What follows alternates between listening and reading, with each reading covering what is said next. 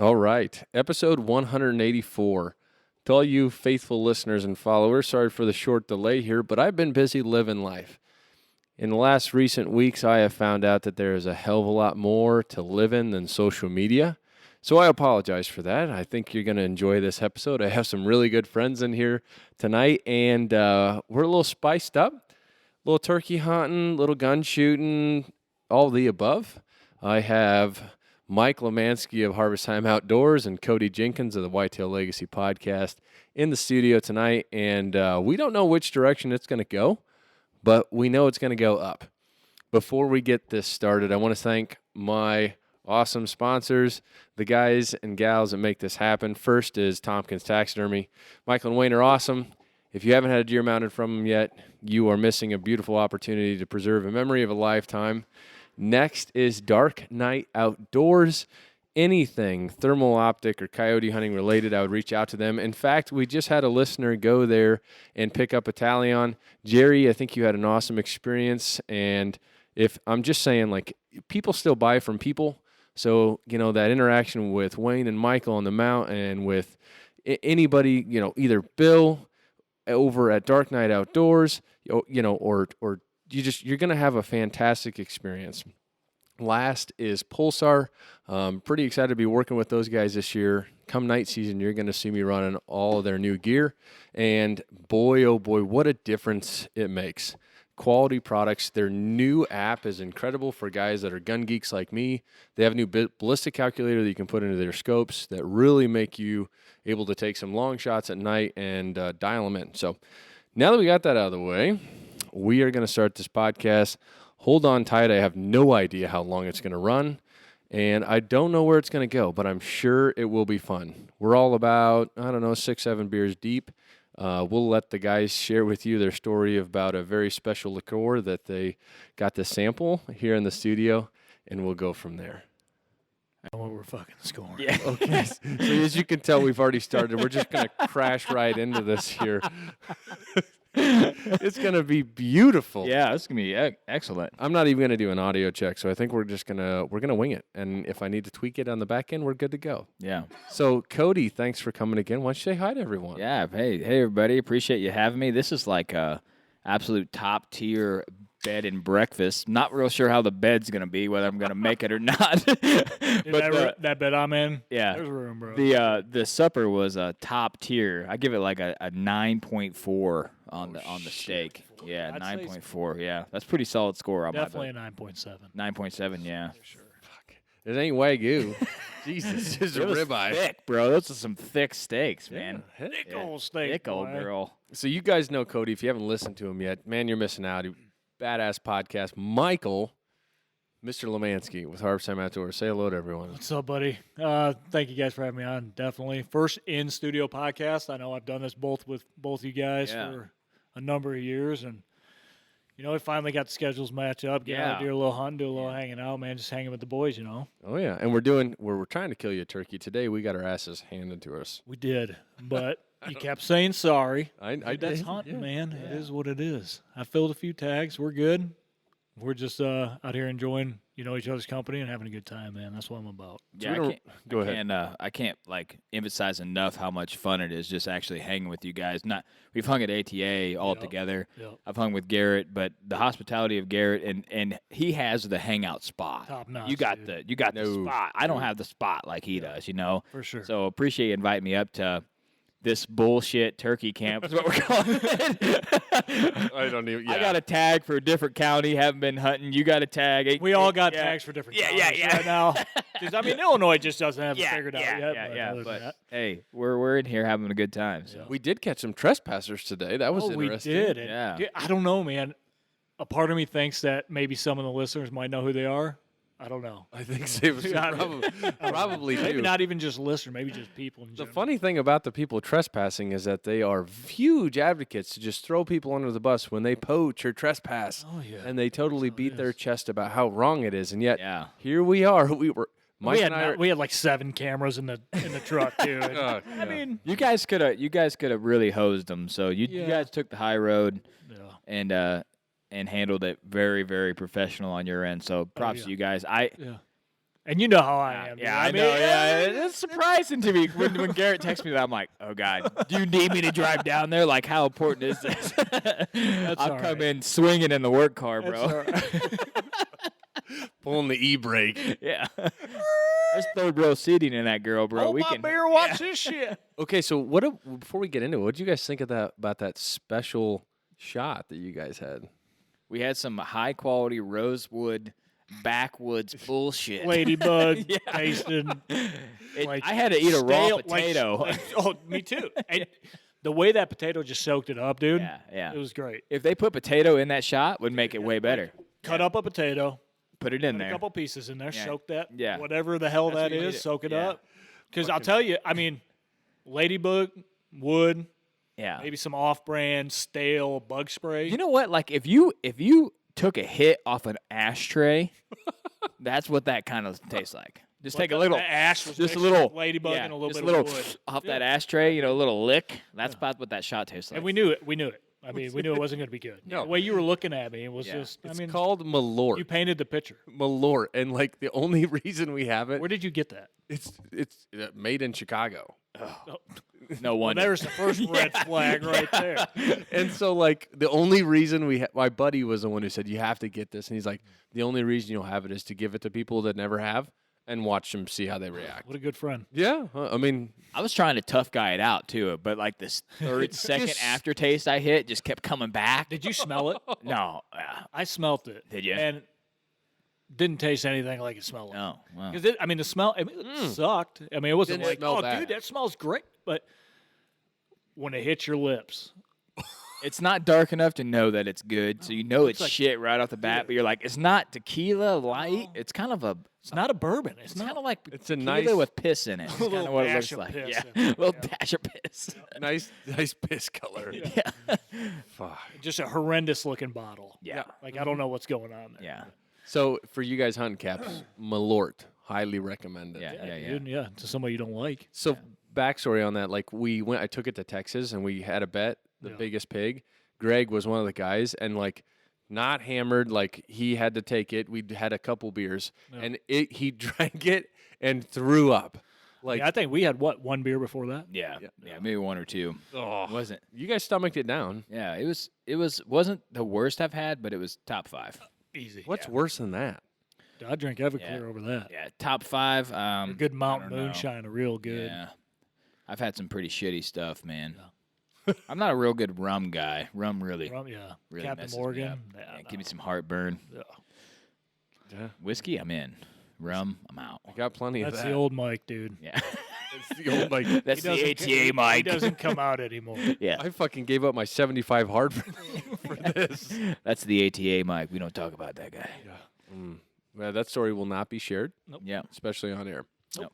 So we're doing some listener call-in questions too, right? Yeah. We'll start off. You said you have one, Michael. Yeah, I got one. What do you got? I got 7 now. Se- First one. What's the first We're one? going to talk whitetails. That would be fitting. What kind of tails are we talking about? the Antler one- tails or the other? Does score matter? Oh boy, I'll go first. For me, yes, it does. The numbers matter? Well, I'm antlers over age all day. I'm the opposite of what Gary. I know he's cringing over there. Listeners are cringing too. You're being fucking honest. I'm honest. Yeah, I want to kill the biggest rack deer. If there's a 170-inch 3-year-old and a 150-inch 6-year-old, I'm killing the 170. I'm trying to. Yeah. Yeah. Me, man, I don't want to be cliche about it, but that feeling of knowing a deer, knowing what he was and what he could be, I'm about that. A bonus buck that just shows up, like you saw it. My dad killed a 158-inch 3-year-old last year up here Right. in Illinois. Yeah. Giant, 8.5-inch G4s. Are you going to pass that deer up? Dude, like for an out-of-stater, you guys live in Illinois. I don't live in Illinois. Yeah, I I'm lease not ground up passing here. I'm probably not passing them up. Yeah. But I've also said that, and I've passed them up. You've passed some solid ass deer. Yeah. Dude. When your message me in the rut, I'm like, damn. Yeah, dude, because I get fixated. Dude. I Questionable get choices. I get tunnel vision, man. And it's because I know it's there. Yeah. And I don't know, 2-3 years ago when I was chasing that Real big 200-inch deer. deer. Real big deer. Yeah. That was the first deer I saw when I came up here for 16 days. It was when you did that 16-day Ruckation podcast. Yeah. And that was the first deer I saw. And I had a handful of pictures. Yeah, you were smashing on the bucks, dude. We weren't seeing shit. I'm like, Dude. man, Mike's such a better hunter than I. Oh, yeah, right. I ain't seeing dick out here. But yeah, man, I don't know. But really, for me, if a deer's coming in, whether I know him or not, and I get fired up, yeah, I'll smash it. That's what it takes. Yeah. But again, I'm a hypocrite of myself because I'll say that, and if they're not real big, then sometimes they just walk. I'm a shooter though, man. Yeah. I am too. In my Shooter's own gonna head. shoot. Yeah, something comes in, I'm like, yeah, that's edge. Boom. Yeah. It's dead. Hey man, you think I should? Bam. Yeah. That's it. Yeah. Tagged out. Yep. I guess I'm a little bit of both. I'm a history buff. Like I love to build up history. Hershey's number one deer on my farm. I haven't put a tape to him, but I bet he's 110 inches. Right now he's thick, heavy, and He's probably a little bigger than that, but I get what you're saying. But like what Cody was saying though, dude. Like, I mean, if you are a listener and maybe you have incredible ground or different circumstances than we do, but like how many opportunities at a booner? Yeah. Like, do you really get how many pictures of something like that? Yeah. Like me and you were talking today. It's like I've never ever had the opportunity to hunt a deer with the drop tine. I've never ever had a deer over like 185 inches on camera ever. And it's like, so if I had that opportunity, like what Cody was saying, if that deer's at a number that's like crazy, that's to me where it's like, okay, age is out the window because I have never been there. And like, what's the chance that I will be? Dude, and just going off of that, like think about, we talked about this today too when we were driving around looking for birds. You can't kill a giant if he's not there. No. It's not feasible. But if you could, but those first timers, like it's like when you're a young kid and you start out deer hunting. When I was young, dude, button buck, smash. My first 2 deer were button bucks. You shoot smaller deer, and then you work your way up. It's the same thing if something irregular comes in. You see a drop time buck, you're like, dude, I don't have one. Yeah. I mean, I hung up every other deer and chased the one that had a half-ass drop last year. You know, he was super cool though, dude. I have a tragic story on another buck. I got a curse on drop time bucks. Yeah. I'm 0 for 2 right now. Yeah. But I'm 0 for 3. You also have a giant, the one that I found dead that I almost without a killed with a drop drop time. I'm 0 for 3 on drop time bucks. You need to mount that deer, by the way. Don't you not? I didn't kill him. I found him dead, but my God, he's beautiful. He's awesome. Yeah. You got any questions for you there, Cody? I don't look. I'm on. You're doing the TikTok Yeah, I'm TikTok live. I don't know if they got any questions or not. Let me look. Let's take a little peeky here. Probably not. See what my Instagram says. You got anything? Go ahead. Go with yours, and then I'll look. This one's really. What is it? We talked about this earlier. Go for it. Saddles or tree stands. Oh, damn.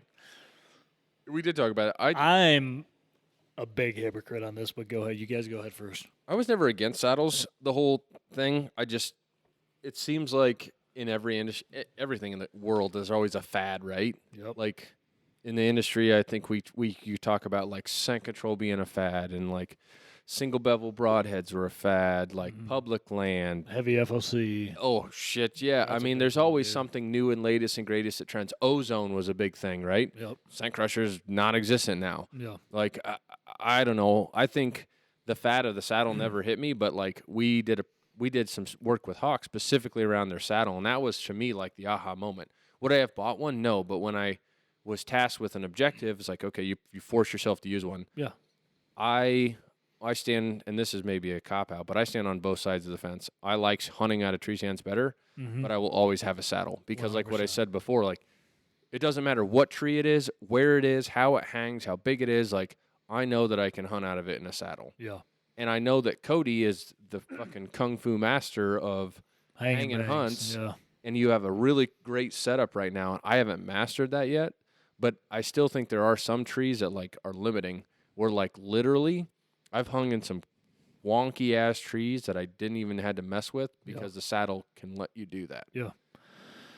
But I'm not a master like you, Mike. I can't shoot 360. Like I've got like a 105-degree window that I can shoot out of my saddle comfortably. Right. Go ahead. I have never sat in a saddle, so I'm kind of biased on it. But I don't like them just because of pure fact that they're around for 25 years. Yep. And then X amount of people started using them, and then they were like the most extreme cool thing to do, which a lot of people don't want to say, but I'll put myself down on the railroad tracks and say it. But social media. That's why I did. Yeah. That's why I never tried one. And are they effective? I'm assuming they're extremely effective at that, what you're used to doing, because people were killing out of saddles 25 years ago on a high level. I'm really adamant on the gear that I have, understand how to use it, been successful out of it, killed on multiple first-time sets with it. So I feel broke, don't fix it, dude. I feel like I have a really good system, and I'm not a product of change. Yeah. Once shit's good, I'm going to keep it. Yeah. I had the same bow for 8 years. Yeah. I just don't like to switch shit up. That makes sense. Garrett was going to get me a brand new Matthews bow, and I was like, dude, I don't know, man. He's like, I just get it for you, bro. I'm like, I don't know, dude, man. Especially with bows, I've had a big problem with that because I get the latest and greatest thing. That's just what I do. And, I mean, you guys know my dad. He'll shoot the same hunting bow. Mm-hmm. He'll turn his tournament bows over every year, multiple times a year. A hunting bow that works for him because it's pull back, let go, dude. At that point, it's all in your head because you've seen it perform, you see how it works, and then at that moment of truth, you don't have to think about it. Right. You need some confidence in your gear. 100%. Yeah. So with me for saddles, I've always hunted out of tree stands, and about, I would say 16 years ago, I linked up with a guy, and I filmed him. He hunted out of a saddle. There used to be these little, they were called bear paws, and there would be a strap that go around a tree, and you use that to climb the tree. It wasn't a climbing stick. It wasn't a ladder. It was a bear. It was, I don't know, dude. It was about the size of a bar of soap, maybe a little thicker, and you just put those up the trees, and then you climb the tree that way. And he had a saddle, and he's like, "You ever hunted out of a saddle?" I mean, it looked like a straight lineman's belt or lineman's saddle. That's what they were back then. Right. They were leather. They were heavy. But I was like, I mean, hell, dude, yeah, sure, I'll try it. And I did it, and I was like, oh, this is kind of cool. I never hunted out of it. I just filmed him out of it. Fast forward to last year, I linked up with Trophy Line. I got a good buddy. He does a lot of their media stuff, and came over. I was back home in Michigan. Came over to my mom and dad's house. He's like, I got you, kid. Let's work on it. And I was like, okay, I mean, I'll give it a shot. I love my lone wolves. I love hanging and hunting. I've killed a lot of deer hanging and hunting. Mm-hmm. And I also like my spots that are proven spots. There's a stand there, especially on my leases. Public land, hang and bang all day long. And I tried to saddle, and I hunted public land last year because I was gone. I was away from my element. I was in North Carolina, and I hunted public land out there. So I'm like, perfect opportunity. I'm just going to run this year. And I got pretty effective with it. It's comfortable. First couple sits kind of suck because you're figuring things out. Right. And I'm one of those guys, if I get something new, I'm going to sit there. I'm going to go through it over and over and over and over until I'm like, I'm efficient enough to take this and go do whatever I have to do with it, no matter what it is. So with the saddle, I would hook it up in the backyard and shoot out of it, figure out where my weak points were, where my blind sides were, where I didn't feel comfortable, so I could adjust that before, the moment of truth, before it happens. And I got pretty proficient with it, man. I got really proficient. So it'll always be a tool in my tool bag, as people say. I know if I see a deer go to bed, late October, I see a deer go into his bed, I'm like, okay, he's over there. I don't have a stand there. I'm going to run over there with the saddle. And I got real proficient with it, and I have no problems. And I can shoot 360 out of it. Because you're fancy. I showed you how to do it today. Oh, fancy footwork. I mean, I showed you. I ghosted it because we don't have a saddle and we don't have a platform or tree. But, yeah, man. I mean, if it works, like you said, keep running with it. But if you can always add something to your tool bag to make you that more effective or that more deadly, depending on what you're doing. Yeah, why not? Give it a shot. Yeah, 100%. Mm-hmm. And it might be what you need. Like a lot of guys kind of get burn out on what they're doing, and they need something new and spicy to get them inspired to go after and chase. Right. And if think about takes you there, then you got to do it. And then think about like how our we got our fixed position set up, all of our stands that already hung. You see a deer go to bed, like number 2, that giant that I hunted. Mm-hmm. I saw him go to bed that morning. I saw him. He went down his draw. My closest stand was where I filmed him and saw him from that morning, and I just went back there. I didn't have my lone wolf, my hang and hunt system with me. Actually, I did, but I hung it up somewhere else. But if I had something to where I could flex there quick, get up in a tree, wait him out, and see if he comes out of that, I mean, that could have been it. Yeah. You know what I mean? The biggest deer of my life, biggest deer I've ever seen, got pictures of, anything. I mean, just those little advantages that in the back of your head, if I want to do this, I can do it. Mm-hmm. Well, so we'll change subjects here unless we have other questions. But one of the things that I wanted to talk about today is how other people use other folks' content.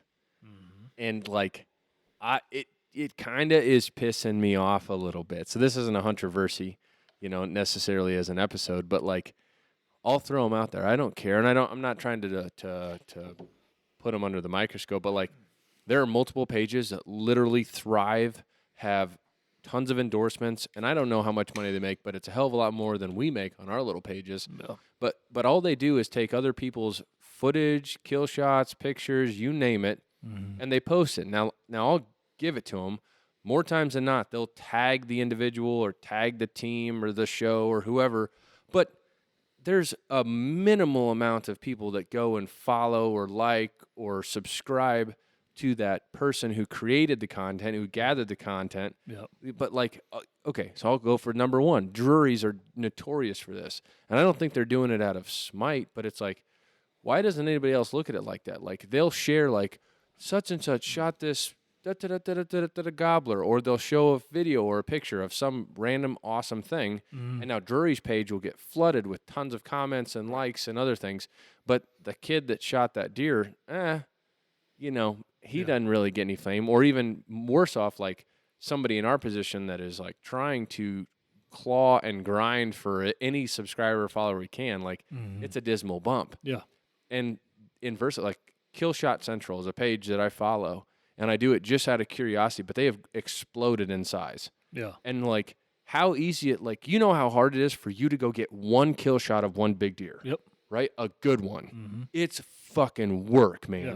Like one. Yep. But you just go on Instagram, you go, big buck, search that hashtag, or like, archery kill, hashtag. All of a sudden you get the top 20 tiles. Boom, okay, I'm going to save these 20 and then repost them. It took you 30 seconds to get 20 different things. What are you shaking your head? Yeah, that beer, that's a no-go, bro. Sorry. I'm sorry to interrupt you, but that I was like, everything that you're tastes saying like right now a warm blackberry cobbler, and I can't do it right now. I was going to say, everything Garrett's warm? saying right now is Warm? No, just taste it. It's not warm, but it tastes like a It's warm got a black- warm Yeah, taste. taste to it. it. Sorry, I'm interrupting your train of thought, but It's mapley. yeah, it's like syrup. I just You said you like sour beer. yeah, but that's like I'm good. that's dude. like a syrup cobbler. I might drink it. Dude, I saw your face. I'm like, dude, I was going to be like, everything he's saying right now. It tastes like fucking Yeah. pancakes. Yeah, I'm over here shaking my head, and sorry, yeah, it's like I'm gonna drink it. Fuck it. Go ahead. You're going to go back and forth Yeah, between to cores. chase it. Yeah. I don't know. I don't know what your thoughts are. I get what you're saying, man. And I don't know what it comes from because nowadays I'm about to turn around and talk. Yeah, go ahead. Yeah. I'm kidding. No good. No, so I get what you're saying because guys like us, a lot of guys that I know that film with a little crew, Oh, it's tough. dude, it's tough. But what do you pour into it? Everything. Everything. Yeah. People don't understand how Everything. much. And people are like, oh, like the thing that gets me going, dude, is like, oh, it must be nice. Bro, you have no idea. Oh, do this, do that. Stop.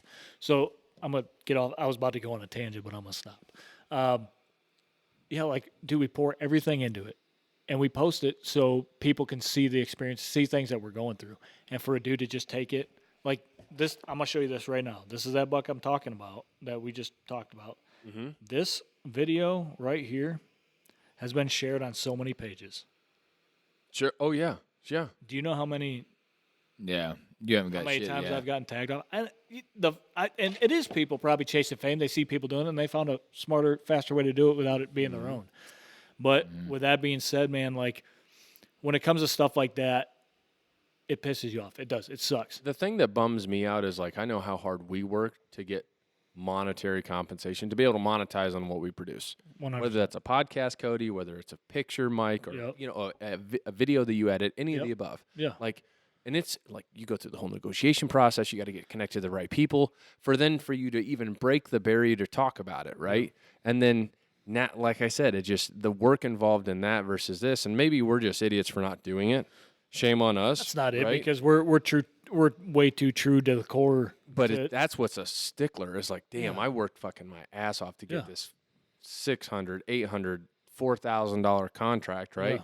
Like, and it comes with all these deliverables, her assets, whatever, and it's like, this guy's making hand over fist on his page with ads. Yeah. And he hadn't killed a single fucking thing. Yeah. He hadn't even. I'm not gonna he try. don't own a camera. I'm not gonna try to be the guy that's like, look at it from lift up the rock and see what's underneath it. But that guy can go ahead and he can do that. He can post that. He can post what you created. But what is he getting out of it? He's getting views. He's getting likes. He's getting all that. But at the end of the day, did he shoot that content? No. Does he know that he shot that content? Yeah. So you got to look at it like that because it's always going to eat at you, 1,000%, dude. Like, because as a content creator or somebody that creates content in our, She's drinking that beer. The blackberry? Yeah. Man, Jesus Christ, she's savage. crush. My wife just came here and got literally one of the beers that A little Comanche in her, I think. My God. And I don't about want them berries. Yeah. I also want to just voice, like, I don't want this to come across when, like, because I share some crazy shit, right? On my page, but I don't have a specific page For other that. people's content. Or if you I get scroll that. through my page, but it we is would not- never do that. We would Right. never we would make stuff that we created or we created with our friends, like us three at this table right now. It's not clogged full of that, right? Right. Like where you go, one post is organic, and then the next 5 are from some external source. Right. Yeah. I get what you're saying for sure, man. My 2 cents is I feel like most people don't understand how like big names like juries work. They have someone that's running their social media. Their sole goal is to get views, get likes. And a lot of people don't understand that if they're not in the industry. Yep. The juries probably have no idea what's on their Facebook page. No, Mark They have- Drury wakes up in the morning and sees Yeah. what was posted on his page. He has no idea. He has someone that he's paid to do that, and their job is to get as many eyes on their brand because the next one down is going to be a Deercast ad. You know, when they scroll past their page, that's their sole job. Right. And then my biggest pet peeve is like when you go to shows, like we go to shows, and there's a guy who has like a state whitetail page, right? And he's at a broadhead booth trying to get free broadheads because he has 130,000 followers on some page where people send in their buck pictures and he reposts them. That's all he does. But he's like, oh, I got 100,000, 130,000 followers. But he's never going to share anything about the brand. But these companies are like, oh yeah, we'll give you free product. Dude, you remember that year we were at ATA and the Brewster buck dude was running around? Yeah. You remember Oh, yeah. the drop time and whatever page. Do you remember that guy? Yeah. He came up to us and he's like, hey, you know, I got this page. And I was like, oh, it's super sick, dude. And he's like, yeah, dude. And he was trying to get broadheads. Uh-huh.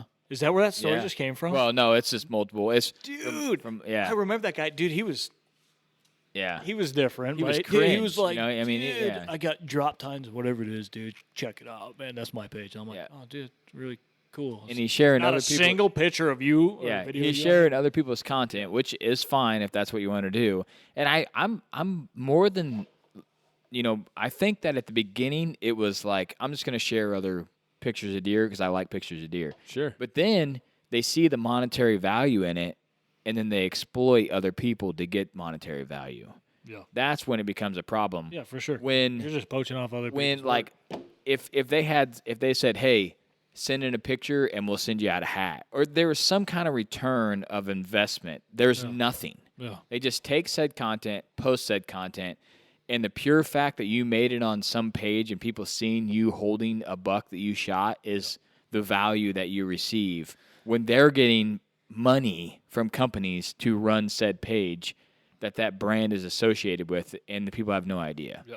That's the real issue. But before I started podcasting, going to shows, if you would have asked me about the hunting industry, I didn't know anything. You know nothing. Yeah. No. You just buy the shit that people says good, and you move on. Yep. But you don't understand that, you know, this page that you follow, you see all these guys killing bucks. They say the X broadhead's good or X arrow's good. They probably haven't even shot it. They just got it for free, and they're like, "Yeah, I'm going to shoot that." Dude, and You know?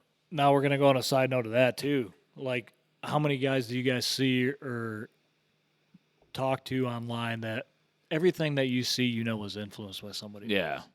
And you're like, literally, the only reason why, like, I saw this guy do it, and now you're regurgitating everything he said. Don't know shit about what's going on, but you're gonna go out and be like, you're gonna make that content your own. and you're going to profit off it. And it's the same. You guys both run podcasts. It's the same with podcasts. Dude, people listen. They're like, oh, Cody said this.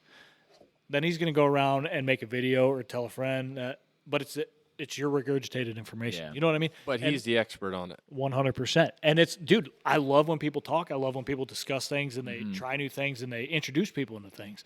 But if you're going to go, never done this shit in your life, and then go to a buddy, go online, whatever it is, make a post, make a video about it, and you know nothing about it just because it's regurgitated, dude, that eats me up and I see right through it. Oh, so that is a perfect way to transect into the fucking truth about this industry. Yeah. And I'm gonna start it right here with that, because what so many people that are outdoorsmen of all sex, anybody who follows anything outdoors doesn't realize that these companies are ran by social media directors, marketing directors, social media directors, blah, blah, blah, blah, blah, right? And literally, I would say 85% of the people that I have worked with who call the shots on the marketing directives, on their budgets, where they spend their money, don't hunt or are garbage hunters. Yeah. And I'm not going to say anybody by name, but it's a damn fact, man. Yeah. Like, all three people in this room are better than literally everyone that I have worked with. And if you're a new listener, which a lot of you guys are probably not, but there's going to be a few. Garrett, Last Breath, he's talking about sponsors right now, they had a lot of them.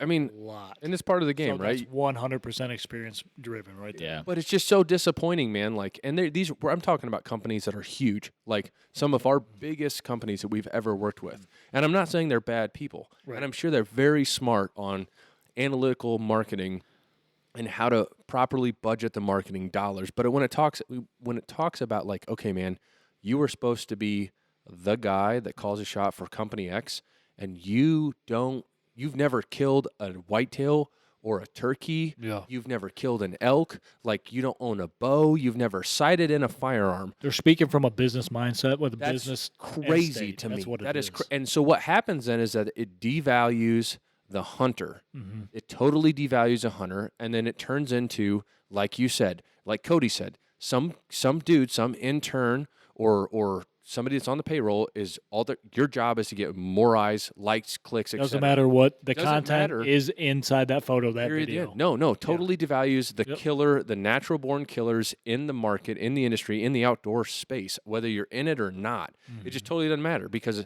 how many eyes can you get me? How many views can you get me? How much sales can you bring me? Right? And there is a part to that. You have to add value to that. Right. But it dismisses the fact it doesn't matter. Like, I literally remember the very first ATA show that I went to.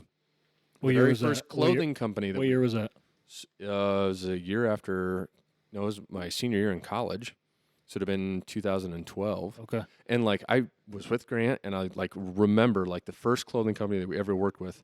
The marketing guy was a total pompous ass, and he was laughing about how, dude, this was so fucking stupid. He's like, we were hunting this deer, we were filming for blank, and he's like, I kept telling the guy, the cameraman, you gotta let me know when he's away from the feeder, because we can't have the feeder in the footage. Oh, dude, and I'm like, oh yeah, wait a second. I've heard those stories. And it's like, what? And he's like, yeah. He's like, we were doing this film, and he's like, well, we were on a ranch, but he's like, I kept telling him, and he's like, I shot the deer, and what do you know? The feeder was in the film, so we can't. I'm like, what? And here we are, just little nobodies. Still am a nobody, but it's like all this shit that you think is so true is just like, wow. It's smoke and mirrors, bro. Smoke and mirrors. Dude, and I'm going to tell you, all to promote how good their product is, and it's like, you are on a ranch, man. Yeah. Like crazy. That's why the public-private thing drives me so nuts, because everybody feeds off of what they hear, what they see. How the hell do you know where that deer was killed as the viewer? You know what I mean? And people are saying a lot of it because it's fucking cool. Mm-hmm. Oh, yeah. I get what you're saying, man. And me and Cody, we worked with a company together a while back, and they dogged us. Oh, dude, did they ever, dude? We were the best thing since sliced bread until they found something new, until we showed them a problem. Yeah, until we said, hey, need to just talk this out, and then that was an issue. But I got a little rant for the outdoor industry, what I think it is, and people know who I work with, and I've narrowed my field very small. Your circle's smaller. Because of what I've been through. And I've worked with companies that have promised me a lot and not came through. I've worked with companies that still owe me money for what they said they were going to do. I work with companies that still owe me product for something they said they were going to do. And I have never not came through with what I did. But everybody wants something for free in this industry. I'm assuming it's like that with everything. And it's not even just the hunter. But no, it's the companies. Not. You know, and the bad thing is there can be they can have extreme value in someone. Yep. Someone that is above and beyond what other people are doing. And they just don't care because they know they're going to get the sales with or without them. 100%. Because that's how this industry is. You're an individual. And the coolness sells more than the quality of content. Yep. When if I was a company, I would want the best content, the best people I can work with, where I called a guy and said, "Hey, I need this." And he produced it. That's a guy I'm going to keep around. Yep. I'm not going to keep a guy around that can't produce shit but has 150,000 followers.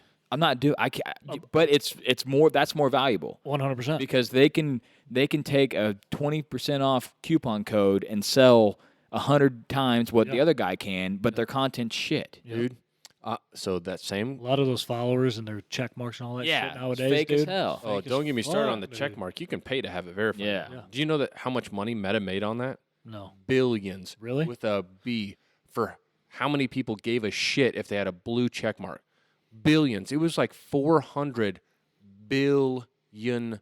That's dude. insane. Ridiculous. But anyway, getting back to what you said for free, that same marketing jackass that did the whole thing that I just said, we had worked with them for a couple years, and I finally was like, hey, I think we've added enough value here in what we're doing for you on a quarterly basis, like that we justify it to make some money. Yeah. And dead shit serious, he goes, well, he's like, I have a camera.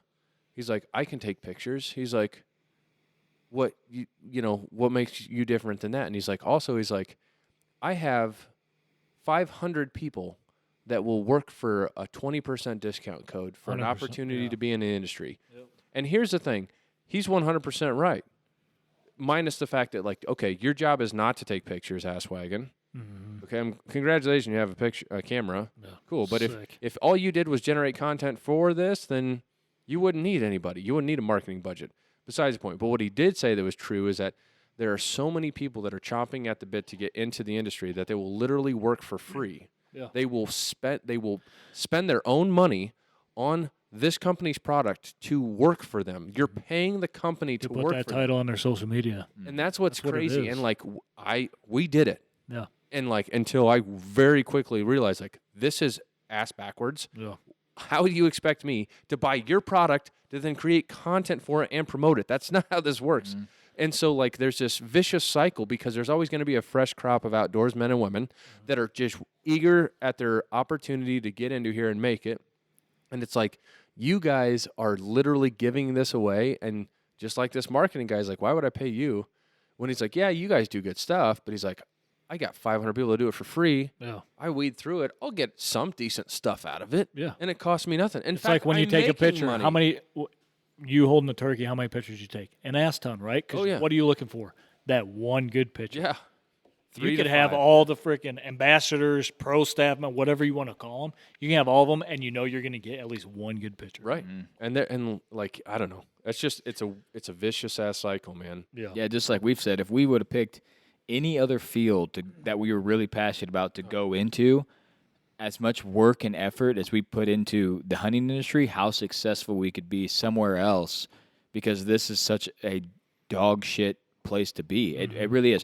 Now, don't get me wrong. There's extremely, extremely solid companies out there, and I've worked with them. But then there's extremely non-good companies like ScentLock. I'll call them out right now. Oh, yeah. They're trash. Yeah. That's coming from, not from Garrett's podcast. That's coming from mine. Yeah. Oh, I'll back that shit up right now.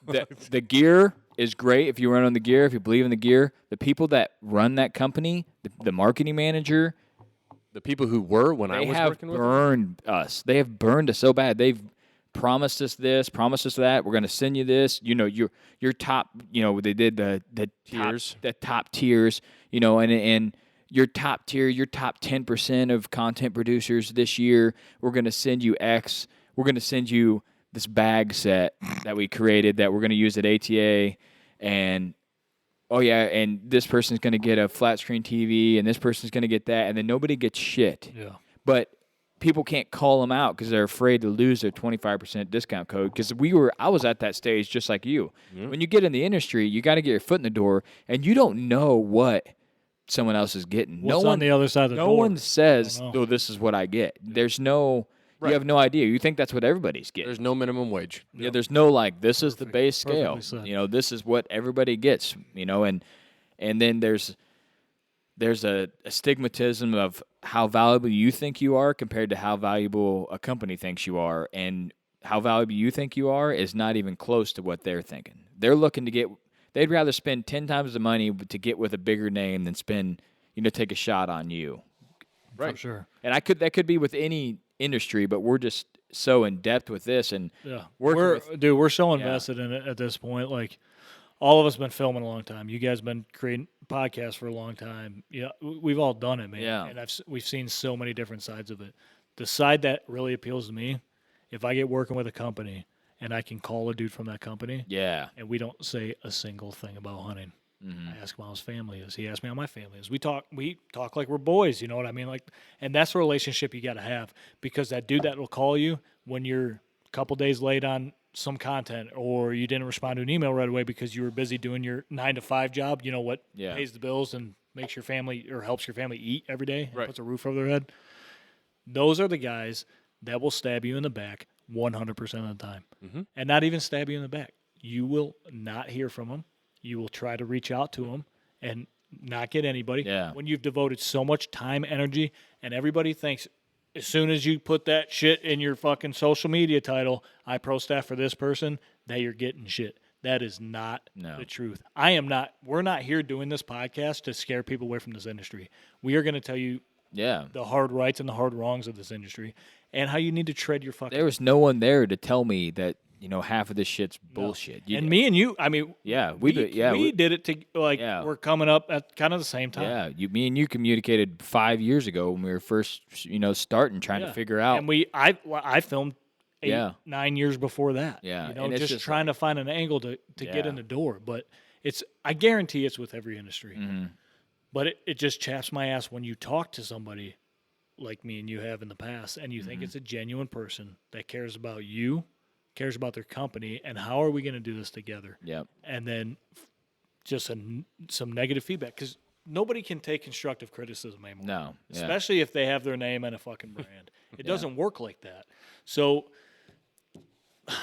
dude, this talk could go on for hours. The biggest advice that I could tell anybody out there that wants to start anything or work anything, invest in yourself before you do anything for anybody else. Yeah. How many messages do you guys get, like a young kid coming up, and I tell them the honest damn truth. Hey, man, could you, like, share one of my picture, or share this picture and, like, give me a shout out?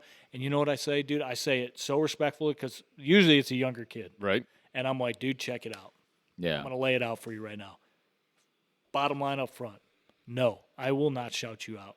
You want to know why? Because how are you going to make it riding on everybody's back through the industry? It's not going to happen. You can't ride coattails here. Yeah. You can't do that in life. So I tell them, do this. You can if you get on a big enough coattail. Seen it done. I hear that. But if you're a normal guy, if you're one of us, dude, it's not going to happen. Yeah. So bust your ass. Yeah. Produce content. Consistency. If you're using something, you don't have to be working with them. Tag them in it. The people are going to see it. If you are worth a damn, you will get seeked out. Yeah. Well, and that's like, all three of us have been reached out multiple times about, hey, how did you do it? Or I want to do this, or I want to do what you do. Because it is sometimes crazy to realize that even though we don't think we're, at least I feel a little bit like, man, I put a ton of effort and I haven't gotten very far. But somebody's looking at what I'm doing and going, I wish I was there. Yeah. Right? Mm-hmm. So that's kind of something that I have to tell myself, is like, even though you feel like you're trudging mud, you're living somebody's dream. Yeah. And so, like, we without a doubt, do not hesitate. We'll always help those people. 100%. I'm going to tell you the right way to questions, do it. hunting questions, gear questions, industry 100%. questions. I love that, dude. That makes you that I pride myself on that. That somebody feels like that, or they have a platform to where they can be like, I'm going to hit this button. I'm going to ask this dude a question. Yeah.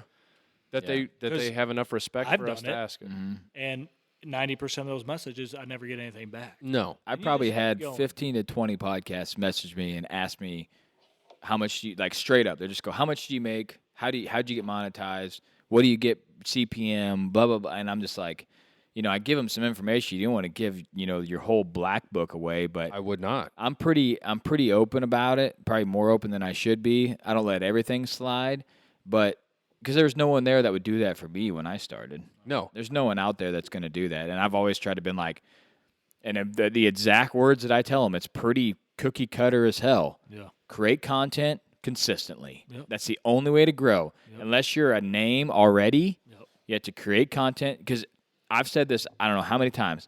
Look at the biggest names in the industry. The biggest names. How long have they been in the industry?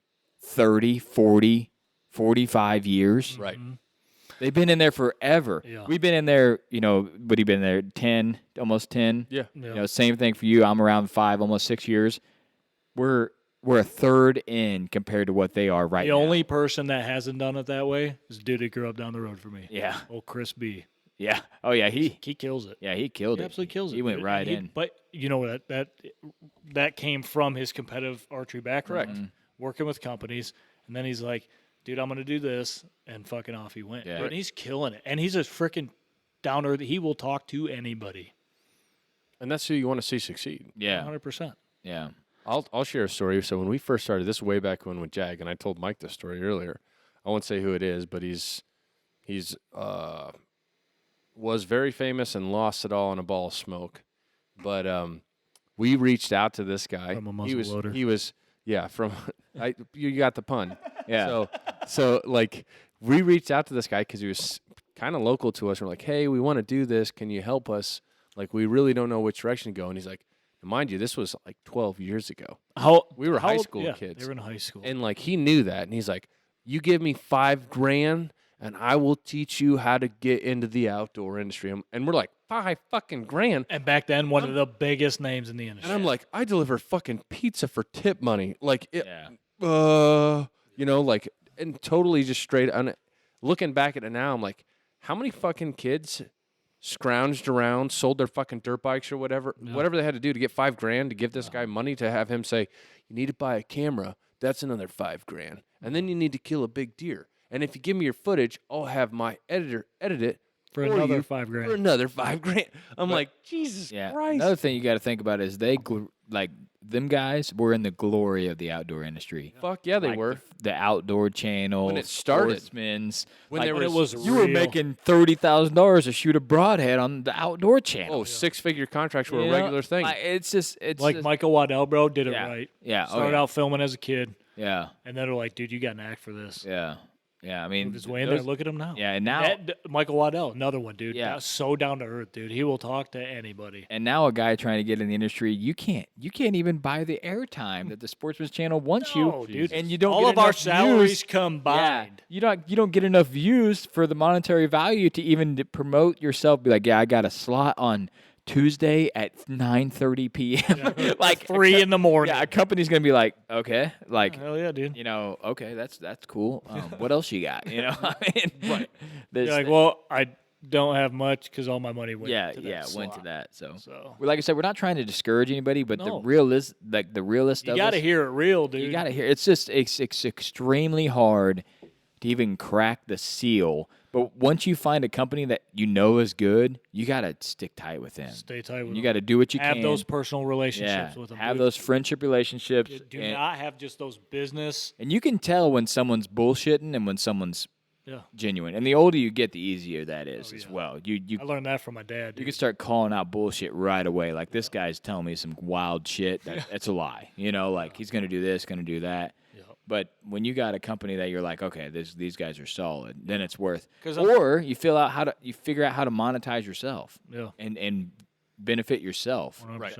And then you don't have to worry about any other companies, and you still make enough money. Because what people don't understand, like, To host this podcast costs money. No. To film literally every month costs money. We're just talking about how much editing costs per year, like our editing stuff. Yeah. You know, you're paying $1,000 for all your editing stuff plus software. Yes, software. Yeah. Every month you got to pay the Libsyn fee to host this podcast for free for people. Yeah. So you got a couple grand without anything else. Yeah. Then start talking about camera gear. And then you got to say, I got to get a guy here to podcast, or I got to drive somewhere and podcast, or I got to line up time. Then you got camera gear, and it's just a giant investment that people think they're going to start and crush. Yeah. And it's just, I told him this I don't know how many times. The only thing I can do is put in as much effort and as much time as I can, and if I don't make it, I fucking tried. Yep. That's the only thing you can do. Yeah, and going off of what you said, dude, and we're not bitching. We are not, but we do it because we 100% love it, and we are so invested in it. Not money wise. Yeah, just everything. Well, I mean, that's a given. Yeah, but look we at what's love on the it, damn dude. table. Yeah, how much invested is right there? Yeah, $8,000. Yeah, right there. Go look at that other box. Yeah. But it's not about that, dude. It's because we love it. We 100% love it. Like I hunted last year the couple times I could. Which that crushed me already, but I did it without a camera a few times, dude. And that's like, I don't know what it's like to go. It's like for somebody else, it's like somebody going in the woods without their bow. Yeah. I go in there with my bow and I go in there with my camera. For me, like last year, because I did hunt sometimes, I got snake bit bad self-filming, and like I killed Hershey's off camera, and I did. I had that epiphany where I was like, God damn it, like that would have been really cool, especially how it all happened, and I would have been able to film it myself. But what I've gotten used to now, and you self-film more a lot than I do, but like I yearn to hunt with the people I care about. That's it, dude. Like today when we were hunting, honestly, like when that Tom was out in the field and we were going to go try to Rochambeau, we got permission from this refrigerator of a man. Yeah, I knocked on this dude's door. Oh, it was awesome. Oh, my God. But I was like this close to saying, dude, let me just leave let's go just kill him. Let's go kill him. And like, but the thing that would have happened is that if it would have worked out, it would have probably been badass and be like, why the hell didn't I have a camera? Yeah. Just like when I got back to truck, I'm like, dude, he said go out there and get him. I was like, fuck yes. And then I was like, we should have filmed that. But it's like, that's what I live for. And like, I guess to be honest, I filmed this shit to like relive it. To relive it and do it with the people that you really care I'm probably half the fucking views on my YouTube channel because we don't have cable or anything. I just rewatch that shit. Yeah, like for sure. And it's awesome, man. Like, yeah, the three of us will go on a hunt sometime, and I will fucking epic. And I'm gonna bring the just to relive that, right? Yeah, like a picture's worth 1,000 words, and a video's worth 1,000 pictures. Yep. Yeah. Dude, one of my favorite things to do is film something, and like you said, I self-film 97% of the time. That's how I've always been. I live for that moment where I can send you guys, one of my closest buddies, a clip and be like, look what fucking happened. It didn't have to be a kill shot. It didn't have to be any of that, dude. It's just reliving that moment, sharing it with the people you care about. Yeah. Taking it home. My kids, dude, Michael's burnt down my YouTube channel over the years. Yeah. He just likes to see his dad. My kid thinks it's the coolest thing that I'm on YouTube. I'm like, especially now that like you got your TV, your smart TVs, bro. It's like my dad's on TV. One of the coolest things that I ever had in the outdoor industry was, shout out to you, Garrett. On the outdoor somehow it magically happened where Is that the bike? Yeah, somehow it magically happened where I aired on the outdoor channel when I was in Missouri at my grandparents'. And my whole entire, like my nieces and nephews and everybody came to watch me on that TV. And they didn't understand how, like, I didn't have a big impact. And I told them, I said, they just picked this footage, they sent it in. And my grandpa thought, like, I'm in the big time. Cup of coffee in the big time. You know what I mean?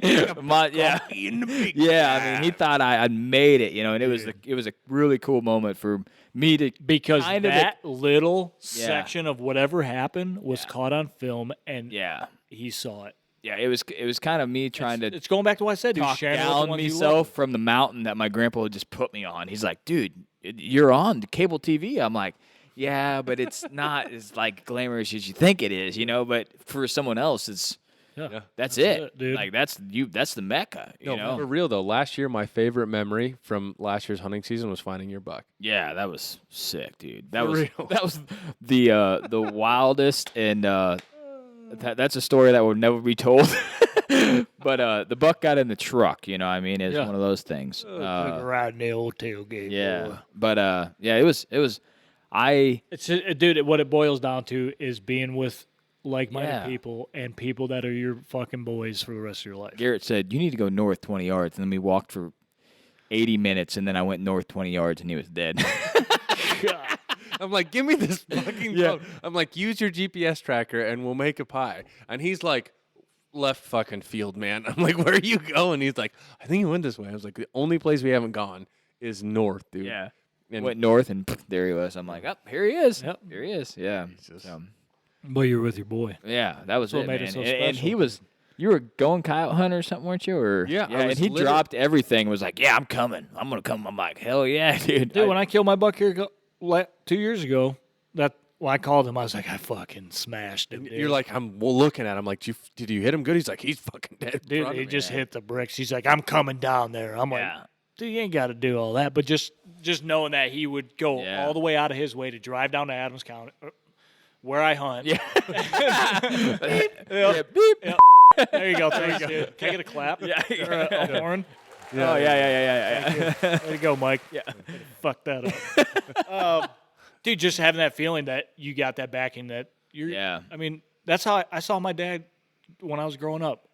He'd go deer camp with his buddies. They go to Nebraska. They go to South Dakota. They go all over the damn place, pheasant hunting, deer hunting. And I was like, as a young age, I was like, I want that. Yep. And when I started hunting, my dad dropped. He didn't drop his buddies, but then it was just me and him. And that's what I'm starting to experience with my kids now, dude. Yeah. Like, I mean, I showed you guys a video of Michael sitting in my lap 3 weeks ago shooting at a turkey, dude. And it, like, oh, you dude, told and me. then you rope him in. You told me you could feel his heartbeat. I could feel his heart beating in. He was sitting in my lap, 410. He was all stoked up by himself because he didn't want me to do anything. And I was like, get ready, buddy. And it was like, boom, boom, boom, boom. Yeah. And I was like, this is it. This is what it's for right here, dude. He's got it. Those moments of greatness that you see in others. Michael's seen you. He's seen you on TV. He's listened to your podcast. Remember when Bailey, she recited The Last Breath? Oh, yeah. The old intro? Yeah. Dude, it's like, and they see that shit, and they're like, dude, my dad's hanging out with those guys. And I'm like, those are my boys, dude. Yeah. And just to have that feeling, that connection, and know that it doesn't matter. Any contract you get in the outdoor industry will never touch the relationship you have with your boys. That's what I told my wife coming up here. I said, I could call Garrett or Mike and say, hey, I need you, and you guys would fucking be there. Yeah. Like, and I know you live far as fuck away. You don't live close. And if I said, hey, I need you for an hour, you'd be like, fuck it, we're going to make it happen. It ain't going to be easy, but we're going to make it happen, you know? And like I told you today, Garrett kept saying sorry to me today. Yeah. I get it, dude. Yeah. You have somebody come up hunt with you. But we're hunters, dude. I know what hunting is and what it's about. Yeah. And it's not, I know. I just don't like fucking losing. I got it. And it's, dude, I'm hanging out with you. I know. Yeah. We've been planning this shit forever. I think this is a good, like, in my experience, and like, that's one thing that does suck about the hunting industry is that it's way too easy to get jealous. And that's one thing that I love about both of you guys is, like, I don't see that being an issue. No. And so, like, we talked about money, and you work hard, and you get there, and, like, you form a little team. And obviously you have, like, there's a hierarchy to any team. Mike gets it. Yep. Like, your whole life is in teams, right? Yeah. Like, you have a chain of command and a chain of responsibility. Yep. And that's dictated directly towards compensation, earnings, etc. And it just sucks that, like, that wedge gets in the way because a lot of I think teams, shows, we'll call them, start off as friends, right? Good friends, and then things change. Like, somebody loses their lust to do it, but still wants the reward, maybe, you know. But it's like, hey, somebody's been carrying all the thing. That's the bummer, and like, it happens a lot. Like, look at the Breaking Point. I'm not calling them out. I love the Breaking Point show, but, like, I don't know what happened to Dylan Lenz. Like, something happened there. Like, Midwest Whitetail. How many times did that change hands? Yeah, dude. You know what I mean? That switched a bunch, man. That's one of my favorite, you know. And it was all of ours. Yeah. And that is what, like, guaranteed for you and for you. I know for you for a fact that, dude, hearing Bill Winke's voice at the end of the episode, like, I'd have chills. Yeah, dude. Bill's like my favorite of all time. Yeah. I seen him at ATA, and I gave, I shook his hand. I said, Bill, damn good to have you back in the game, brother. And he said, I guess it is a game, isn't it? It is. Like, he was at the Code of Silence booth. I said, it's damn good to see you back in the game, brother. Because that's a voice that I want my kids to grow up hearing. Because that was me. Like, I was like kids like us growing up, old farm boys or, hunting kids, like, that's like Bill is the shit, bro. That's like Bill Jordan back in the day. Or David Bland being like, me and Bill Jordan were out here in Texas. And I was like, fuck, dude, I want to go to Texas, dude. But I have no intention of going to Texas to whitetail hunt, but, dude, just those. I wouldn't. Yeah. It's weird to whitetail hunt there, but and it happens so much. That's the thing that's crazy. Mm-hmm. Like, and you talk about these big companies that have made it, like ones that we've named before. Man, they recycle pro staff like left and right. Mm-hmm. They'll have like the 2 to 4 That's people. What we were talking about these big pro staff teams yesterday. But I'm not even talking about for a company. I'm talking about for a show. Yeah, right. Like the shows have a pro staff, and it's like look at your every family year shows, it's a new Rolodex of guys that are chomping at the bit to get an opportunity to discount with the companies they work with. Yep. And it's like some of them will go for a little bit, and they're like, "Dude, this is shit. Mm-hmm. I'm gone." Right. Mm-hmm. Like one of my good buddy Clark Cummings, we all know him, awesome hunter. Like he got snake bit super bad, man. And it's a bummer that it happens. And I guess the thing is like when you go and do this, you have to found it on a friendship. Yeah. But just do your damnedest to make sure you have to understand that you there's get gun shy from it, dude. Especially like Clark. You said he doesn't film anymore. No, and he said he's happier than ever. Right. Yeah, that's just like Bill. He stopped filming for 2 years and just did his own thing. No camera guy, no nothing. Dude, and you remember that last year that Bill was with that own Midwest Whitetail, you would hear him say, like, I'm going out here, it's in the rut, and I got a camera guy over my shoulder. Mm-hmm. You would hear those kind of things. You hear it in podcast, like more in podcast. He would never say it on the show. Mm-hmm. You'd hear it with podcasts. I don't even know the podcast I heard it on, but dude, that was his one thing. He's like, I did this for so long, and I was never by myself, and I couldn't find that piece. Yeah. Because I'd look over my shoulder, and there's a fucking lens over my right shoulder. He just got burned, and I'm assuming he got burned by the companies as well as just doing it for so long. But now he's back doing it. He's doing it with his daughter. He's getting other people involved. Moved closer to his family. Yeah. I love my wife, but his daughter is a smoke show, dude. Whoever locks that down, I hope you are a hunter. To have Bill in the back pocket, be like, all right, Bill, I got this buck. Let me talk to you about him. Hey, Bill, let me holler at you. Yeah, let me holler at you, man. This is what I got going on, I'll film so many episodes of whatever the fuck you want to talk about. Give me some intel, bro. But like what Bill was saying, that's one thing that like I really prided on, like with Last Breath, is like we hired a couple cameramen here and there for some external trips, but like I did not want to have some paid. You wanted your boy there. I wanted somebody that when I turned around or if I was filming, like I was like just as fucking happy as they were. Like, fuck. If you watch our footage, it's like how many times do we tell you, dude, I fucking love you. That's fucking like. But that's what I wanted. I didn't just share that experience with somebody that's some hired, random bro. guy, some hired gun. You know, it's like your next door neighbor Larry. Yeah. If he was filming me, I couldn't have the same reaction after I just killed a fucking movie. Definitely not Larry. Larry sucks, dude. I hate Larry. Yeah. I've never even met Larry. Larry's Larry. Raspberry still and son of a bitch. I don't know the backstory of that, but I'm sure I'll feel it. We left the house at like 3:45 this morning. We drove by. I've never met Larry. We drove by his driveway. I was like, "Fuck you, Larry." Yeah. That's a good name. Good solid name. But they got a lot of problems with Larry's. Yeah, you're gonna do some digging later.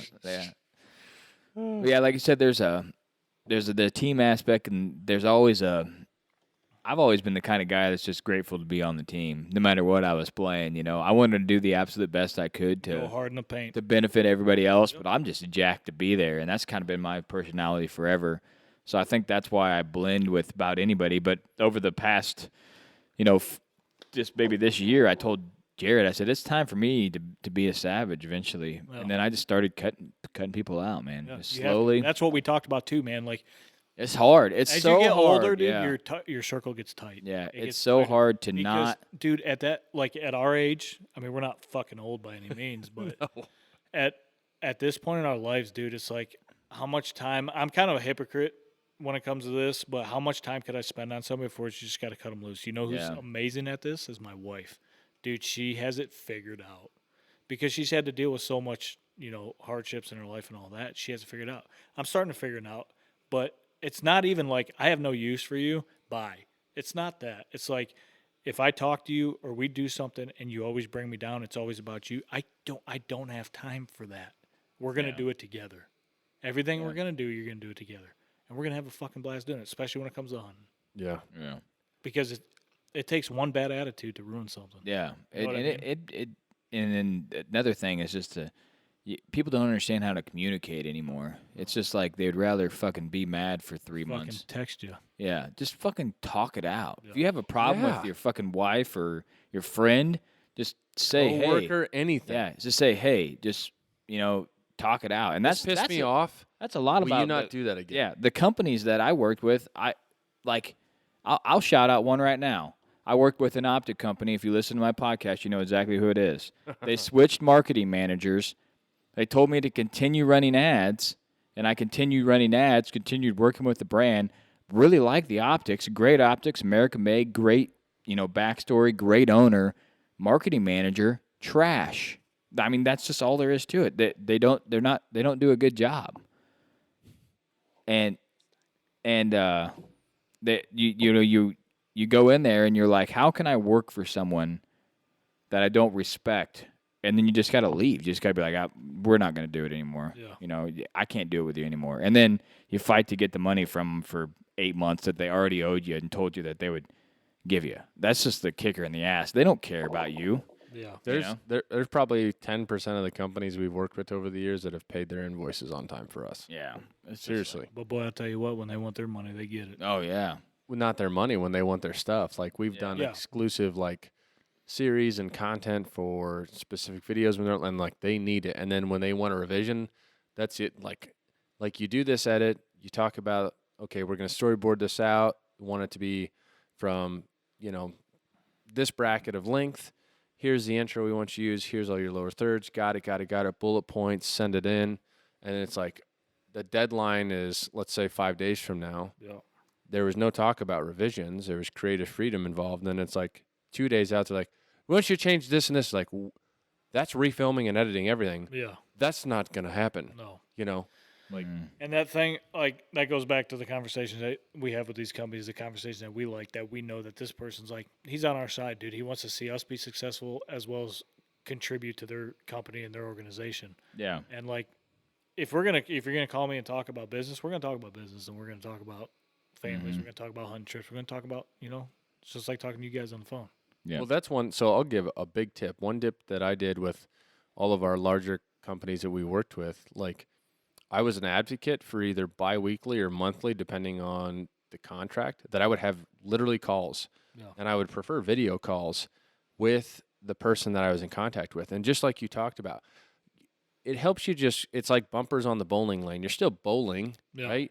But those calls keep you inside the freaking lane. It's like that range fan, dude. And then what also happens is you develop a relationship just through process of communication. Because if I talk to you every 2 weeks, I can't talk to you about what I'm shooting or filming or taking pictures. You then start to figure out about who they are and their kids and their family and their hobbies and interests. Yep. And that helped a ton. Yep. So I'm just saying, if the opportunity presents itself, I think that most companies, brand directors, marketing directors, et cetera, would actually be impressed if you said, hey, Mr. Marketing Director, I want to make sure that we're delivering for you. Can we have a monthly call, the first Tuesday at every month at 9:00? Does that work for you? Great. I'll send a reoccurring invite on Teams or Zoom or Google Meet. Yeah. And we'll do this, and we'll do a 15-minute just recatch. And that's going to set you apart from every other person that they're working with. I guarantee it. Big or small. For sure. 100%. Because you're building a friendship, a relationship, not a business working relationship. Because those things matter, man. When you talk to me, all my boys, including you guys, how's your family? Yeah. How's your hunts going? That means something to me. It should mean something to everybody, but a lot of people are, what can I get out of this guy while I'm talking to him, 100%. How's your cobbler? It's terrible. That shit is terrible, bro. My wife's outside right now, I think, having a bonfire by herself. I smell it. It makes me feel bad. Well, this has been a real solid podcast. What are we at now? We are at 1 minute 9 or 1 minute. Man, this been a long ass minute, bro. Jesus, bro, I have 1 another hour, cobbler. 9 minutes. Yeah. So, and I feel 12 like seconds. this could go forever. Oh but god, dude. Yeah. biggest message here, if you feel like wrapping it up. Well, I got one. I did have a question. Yeah. Go ahead. So You one got of a question? I got a question. Yeah. Sean Foster wants to know where we're all from.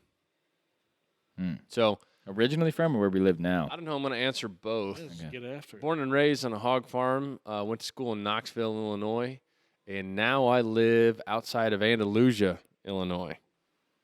I was born in Galesburg, Illinois. Grew up in Missouri, Georgia, and Florida. Roll And- Tide. Yeah, and Didn't say then Alabama. yeah, and then live in Illinois now by Galesburg, There you go. I'm from Michigan, the the big buck state. big buck state. Detroit. Yeah, dude. Straight Hard thug rock. life. Hell yeah, man. From Michigan, and I've lived all over the country, man. From Alaska to South Georgia, some places in between. Yep. And some places not here. And now I live in Tennessee. I just lease land in Illinois and come hang out with my boys. Oh yeah. But no, I don't know. Is there anything else we need to bullshit or masquerade on? How many beers have we drank during this? I've had 2. I think I've had 3. I've had 2 and 3 sips of a blackberry. I'm not gonna count that one though. You were all excited for it. I You were was, like, man. "Oh, I was. man, this It's is not. I haven't even broke the tap. Don't you have a 5th season tag? Yeah, You going hunting tomorrow? maybe. Depends on how late I'm here. Potentially. Well, me and Garrett we're chasing some birds tomorrow. It's undecided if I have to leave here tomorrow, but we're gonna get after it, man. This morning was something special. Saw a lot of hens. I had a hen 7 feet from I me. wouldn't say special.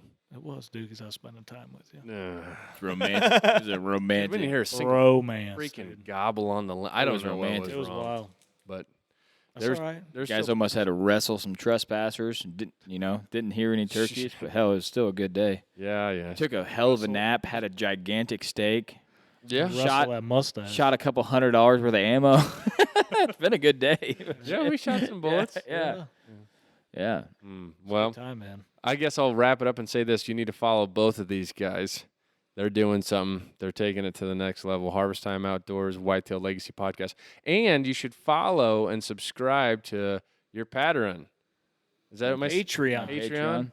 Jesus. Get up from under that I need to have rock. both you guys on to have some hard talks, non-bullshit talks. I just had Jason Q on. What time is it right now? We We're doing just- about 2 hours. We just did some hard, like, you need to get your shit together talk live.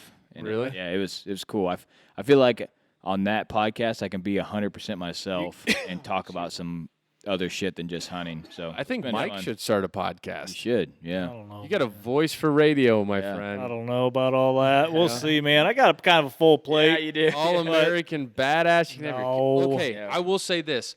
Logan and I seriously think you should have your kids on your podcast. That's my plan. No, I mean like right now. You did that. He sent us some Snapchats about he's literally just had conversations with a 4-year-old. We were dying. Yeah. Like you literally Dude, like interview your kids. that's what Yeah. I'm saying. You do mic them all up. Well, Yeah. 3 of them, and like just talk to them. Yeah, It was 4-year-old. hilarious. Yeah, it was like, can you eat goose? Is it good? Skunk. It was Yeah. skunk. Yeah, it was skunk. Yeah, can you eat a skunk? I'm like, well, you could. You think it's good? I'm like, probably not. He's like, well, have you tried it? I'm like, no. How do you know it's good? I'm like, you analytical Yeah, little I'm like, bastard. Literally, Logan and I wanted it to keep going. my- We're like, oh my god. and then it's completely something completely Left yeah, field. way Oh, yeah. way out there. He was like done with the skunk and then on yeah, to something honestly, else. Yeah. You got to do that. And dude, you know That'd your be sick. kids would love it. Mike would be. He'd be out of damn control. Oh, yeah. That kid, man. He's something special. He's got the bite for it. My daughter does too, man. Yeah. I'm pretty fortunate, you know. I'm So we'll hopefully see. get We my still got to kid- try to yeah. get him he's got to kill a turkey in the next week or so. Yeah, that's When's my your goal. turkey season over in Tennessee? I think May 27th. Oh, you got tons of time then. Yeah. Lots of time. Wow. I'm hoping my kid kills his first deer this year. I do a full podcast with him, talk about how he felt the experience went, Yep. talk about how I felt the experience went, and then in 10 years you can go back and listen to That'd be that. so cool, dude. Just relive that moment of So, like, how his little brain took in the That's so cool. situation compared to Now, when he's 17, 18 Right. years old. are you going to take him youth hunting or during regular season? both? both. Yeah. Yeah. I am I'll have coming with you. I'll have Michael up here Michael and Bailey probably for youth season. Yeah. This year? Yeah. Oh, yeah. Yeah. Grandpa will sit with one, I'll sit with the other. I'm hoping he shoots a 5-pointer or 6-pointer, just something absolutely glorious. Just anything. Just hammers Just hope he them, shoots yeah. a deer. Yeah. Button buck, dude. Yeah. Anything. Yeah. I got a video on here where, I don't know, Michael Bailey was probably 7 or 8, and Michael was like 3.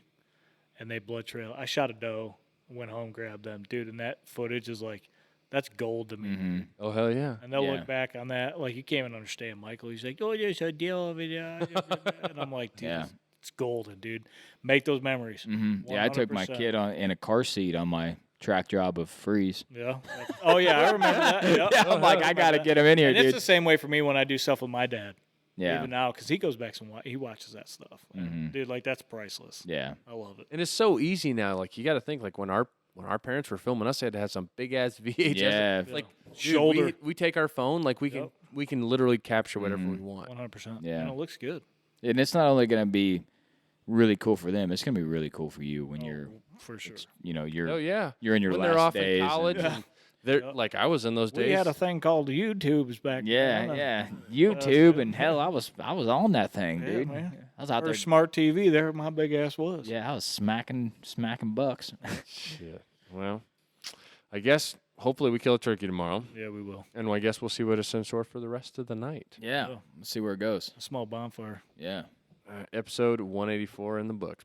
Thanks, guys. Yeah, thanks. Later.